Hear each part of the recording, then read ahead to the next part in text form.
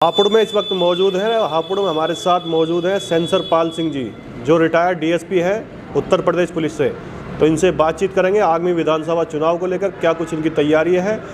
जैसे कि आप सभी को पता है, आरएलडी और सपा का जो गठबंधन हुआ है, और हापुड़ में इस वक्त आरएलडी भी कहीं ना कहीं दावेदारी कर रही है, और समाजवादी पार्टी के जो जितने भी समर्थक हैं वो भी अपना प्रदर्शन कर रहे हैं हापुड़ की जो विधानसभा है। तो हमारे साथ सेंसर पाल सिंह जी जुड़े हुए हैं, इनसे बातचीत करेंगे आगामी विधानसभा चुनाव को लेकर। जी, क्या कुछ तैयारी है सर? हमारी तैयारी पूरी चल रही है। हमारी प्रचार की गाड़ी अब चल रही है। हम जनता में जा जा के जो है मीटिंग कर रहे हैं, कॉर्नर मीटिंग चल रही है। सामूहिक रूप से जो है लोगों से विचार विमर्श किया जा रहा है और उनको अपनी योजनाएं, अपना कार्य के बारे में अवगत कराया जा रहा है। आप सीओ रहे हैं उत्तर प्रदेश पुलिस में जी, तो राजनीति में आने का क्यों मन करा आपका? जनता की सेवा करने के लिए। जो अधूरे काम हापुड़ में हैं, अधूरे कार्य हैं, उनको पूरा करने के लिए, और एक यहाँ पे बताने के लिए कि एक जनप्रतिनिधि कितने अच्छे कार्य करके जनता की सेवा कर सकते हैं। सेवा तो आपने काफ़ी समय तक कर दी है, पुलिस सेवा आपने दी है, अब राजनीति में आने का क्यों मन करा? राजनीति में इसलिए आने का मन किया ना कि यहाँ पे जो भी विधायक को ऐसा कामयाब तरीके से काम नहीं किया विधायक ने, जो भी रहे यहाँ। अब मौजूदा विधायक को देख लीजिए, जनता में जहाँ भी हम जा रहे हैं हर जगह उनकी बुराइयाँ पैदा हो रही हैं। तो बुराइयाँ तभी पैदा होती है जब जनता का और आपस का अलगाव होता है। तो आपने समाजवादी पार्टी को क्यों चुना? समाजवादी पार्टी चुनने का मुख्य कारण यह है कि इसके जो राष्ट्रीय अध्यक्ष हैं आदरणीय श्री अखिलेश यादव जी, उनकी कार्य जो है, उनके कार्य करने की क्षमता और कार्य करने के लिए जो वो तत्पर रहते हैं जनता की सेवा के लिए।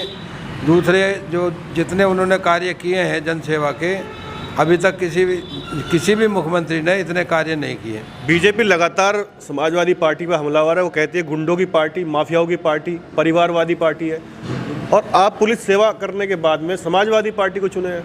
गुंडों की पार्टी सही मायने में भारतीय जनता पार्टी है। आप ये देखिए कि आए दिन डेली रोज़ कत्ल, बलात्कार, लूट। अभी हापुड़ में जो है करीब 26 तारीख में 3 लाख रुपए की लूट हुई है, आज तक भी उसका पर्दाफाश नहीं हो पाया है। ना मुलजिम भी पकड़े गए हैं, ना रिकवरी हो पाई है। तो इस तरीके से जो ये कार्य कर रही है भारतीय जनता पार्टी। भारतीय जनता पार्टी तो अपनी जन विश्वास यात्रा निकाल रही है उत्तर प्रदेश में, और कह रहे हैं कि भीड़ आ रही है, इकट्ठा हो रही है, कहीं ना कहीं दोबारा सरकार बनाने का जो जनता ने मूड बना लिया एक तरीके से। हमारे राष्ट्रीय अध्यक्ष माननीय अखिलेश यादव जी की विजय यात्रा जो चल रही है। विजय यात्रा किस तरीके से? मतलब अभी तो चुनाव भी नहीं हुए, आप विजय यात्रा पहले से शुरुआत कर दिया। यात्रा का मकसद ये है कि इस बार जो है जनता समाजवादी पार्टी को वोट देने के लिए तैयार बैठी है, और सरकार जो है मुख्यमंत्री अखिलेश यादव जी होंगे, हमारे प्रदेश के मुख्यमंत्री अखिलेश यादव जी बनेंगे। नहीं, वो कह रहे हैं कि ये लाल टोपी वाले यूपी के लिए अलर्ट है, इनसे सतर्क हो जाइए, सावधान हो जाइए। कहीं ना कहीं अलर्ट का तो उन्हें खतरा दिखाई दे रहा है। ये हार का डर है ना, ये हार का डर सता रहा है उन्हें। भाई हार का जब डर सता रहा है तो मोदी जी जैसे प्रधानमंत्री इस बात को कह रहे हैं कि लाल टोपी से डर रहे हैं, तो इससे तो स्पष्ट है कि मतलब प्रदेश में सत्ता परिवर्तन होना तय है। प्रदेश में जो है जनता मन बना कर बैठी है कि इस बार जो है परिवर्तन की लहर है, और जनता ने तय कर रखा है कि सत्ता परिवर्तन होना लाजमी है 2022 में।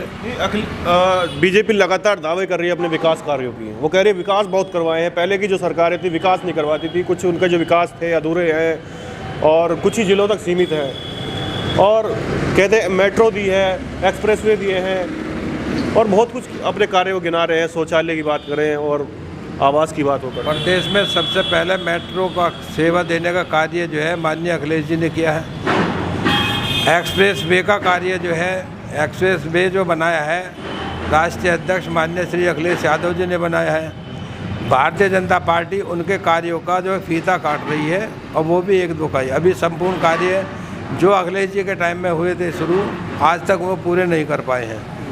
इन कार्यों को अब दोबारा जो है माननीय राष्ट्रीय अध्यक्ष अखिलेश जी ही करेंगे। ये तो उन कार्यों को भी पूरा नहीं कर पाए जो उनकी सरकार में शुरू हुए थे। आपकी पार्टी का आरएलडी से गठबंधन हुआ है पश्चिमी उत्तर प्रदेश में खास तौर से, तो ये जो गठबंधन है क्या कुछ रंग लग पाएगा? ये रंग इस बार आप देखना, पश्चिमी उत्तर प्रदेश में भारतीय जनता पार्टी का सुपड़ा साफ होने वाला है। मुश्किल से अगर 1 आध सीट आ गई तो आ गई। आपने 2017 में यही बात कही, आपने 19 में ये बात कही, अब फिर से आप कह रहे हैं सुपड़ा साफ कर देंगे। देखिए 2017 के हालात और थे, इस बार के हालात अलग है। जनता सोचती थी कि साथ भारतीय जनता पार्टी आएगी तो कुछ नया करके दिखाएगी, लेकिन इसने तो जो लुटिया डुबो दी है पूरी, और पूरे प्रदेश में हाहाकार मचा दिया है। जनता त्रस्त है, महंगाई से, बेरोजगारी से, भ्रष्टाचार से, हर तरीके से त्रस्त है। इसलिए जो है जनता ने पूरा मन बना रखा है। कह रहे हैं उनका जो इत्र है, भ्रष्टाचारी इत्र है, वो उत्तर प्रदेश में पूरा फैल गया है, भ्रष्टाचार का अड्डा बना दिया है समाजवादी को। मान्यवर, आपने भी पेपर में पढ़ा होगा, ये जो जैन साहब हैं, जैन साहब भारतीय जनता पार्टी के सदस्य हैं, तो इसमें जो है समाजवादी का कहाँ रोल रह गया? ये तो भारतीय जनता पार्टी के व्यक्ति तो लगातार आप पे हमलावर है कि आपकी आप अगर कोई झूठ बोल रहा है तो झूठ का तो कोई हिसाब ही नहीं है भाई। झूठ जो बोल रहा है वो तो झूठ ही बोलना है, लेकिन ये तो प्रूफ हो चुका है कि वो उनका झूठ सच तो नहीं हो जाएगा क्या? झूठ कैसे, उनका झूठ तो झूठ ही रहना है, झूठ कैसे सच हो जाएगा? झूठ को सच कैसे करेंगे आप बताइए? कहते हैं हम किसान, हमारे साथ किसान हैं, हमारे साथ नौजवान हैं और उनके साथ जिन्ना है। आप ये देखिए, किसानों की जहाँ तक बात है, 13 महीने किसानों ने जो दुख दर्द झेला है और उनके दुख दर्द को जो है उन्होंने बिल्कुल निष्ठा से अपना धरना दिया है, किसानों के हित में दिया है, मजदूरों के हित में दिया है। उससे जो है परेशान और त्रस्त होकर देश के प्रधानमंत्री को उनसे माफ़ी मांगनी पड़ी है और धरना समाप्त किया है, काले कानूनों की समाप्ति की है, तब ये धरना समाप्त किया है। तो उन्होंने किसानों का काहित कर दिया। एक भी काम बता दीजिए।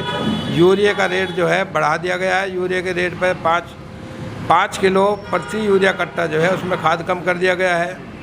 डाई नहीं मिल रही है। किसानों के हित में एक भी कार्य हुआ हो तो बता दीजिए। कानून व्यवस्था की बहुत अच्छी बात कर रही है बीजेपी, कह रही है कि कानून व्यवस्था जो है हमने बहुत चाक चौबंद कर दिया, उसको दुरुस्त कर दिया एकदम। जो अपराधी हैं वो कहीं ना कहीं प्रदेश छोड़ के भाग रहे हैं, जेल में बंद हैं और कहीं ना कहीं ऊपर भी चले गए बहुत लोग। मैंने अभी आपको बताया है कि जीता जागता उदाहरण 3 ही दिन पहले का 26 तारीख का है।